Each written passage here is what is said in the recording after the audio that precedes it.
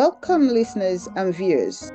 I'm your host, Grace Oha, for Rising Above Shadows of Abuse, or RASA. This is a show where we discuss issues relating to abuse, mental health, society, and culture. How can a survivor of abuse heal from their eating disorders and substance addictions? So it's very complex because those actions are again an actions because of their emotions. So because they went through the abuse, they get triggered, they have low confidence, they have low self-esteem, low worthiness, and then they start to feel like sorry for themselves. They start to feel negative emotions. And what I'm going to tell you now, it's gonna be a bit again woo-woo or out there, but just bear with me, okay? So the spirit world is everywhere, right? It's around us. So we need to understand that sometimes the spirits not leaving to light, they are staying around us. When when someone dies in your family or pass away, the spirits normally go to light, but not everybody. Some stays in this realm around you energetically because they couldn't find light. If they died in an accident or if they died in a sudden death, their spirits came out not the crown chakra and they don't go straight up. They come maybe out of the mouth or the eye or some other holes, and then they stuck around here. So they want to go to light, so they stuck on your aura. And then if your aura is strong, they are just sticking on your aura and making you feel heavy, making you feel a bit stuck, making you feel like you can't move forward, you feel a bit discouraged. So that's one thing what you feel. But the other thing what happens, as soon as you have negative emotions, you feel desperate, disappointed, angry, low self-esteem, all of those. If you start to feel negative emotions, these spirits can come into your body and use your body for their desires. So what does it mean? You feel all kinds of negative emotions, but suddenly you want to eat because they came in, they want to eat. Why they want to eat? Because they haven't had a body for a while, so now they're enjoying your body because they have access.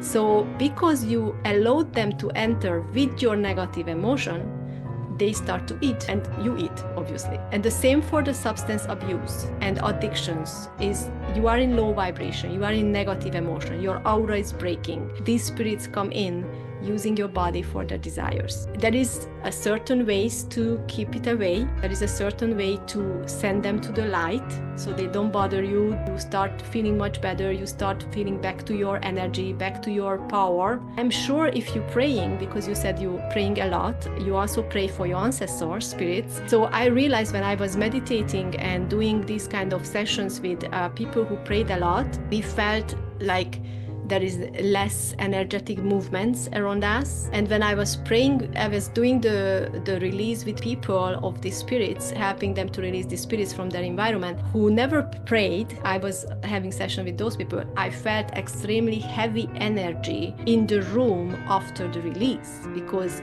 they came off of person, but they were still in the room until we let them out, open window, smudge, sage, whatever, Palo Santo, so whatever you needed to clean the space. So basically what I'm telling is how can you help with this? Having better mood, being in a good mood, being in high vibration, make sure you're shifting your energy to positive vibrations. How can you do that? Be in gratitude, count your blessings, dance, sing, play with friends, play with your children. Do something which brings you back into positive, good emotions so your aura is strong.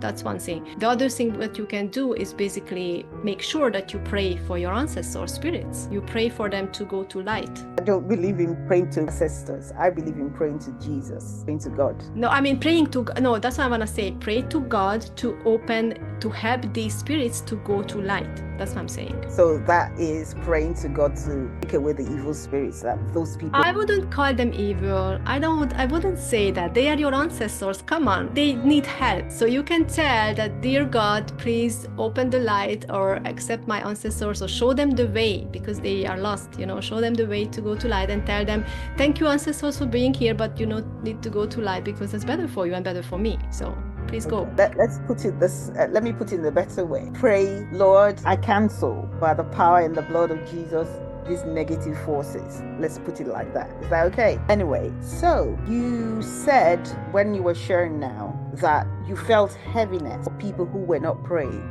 Because the energy got heavy because there was many spirits stuck to their aura. So when I did the release and they got released from his aura, then suddenly they were in the space around us and I felt them heavy. So then as soon as you clear the space, they release to the open window and with the sage, then basically the air was again not that heavy. So that's what showed that if you are a prayer, then basically your ancestors and the spirits around you are more released, you are more free. But if you are a person who's not praying that much, then you have more spirits who stuck on you, and they sometimes not even your ancestors. You are right about that. They could stuck on you in any places if you go to a cemetery or other place. But yeah, so basically that's true. So prayer is really good for keep away the spirits which shouldn't be stuck on you, and then using your body. Yeah, that's why I said if you don't pray, then the negative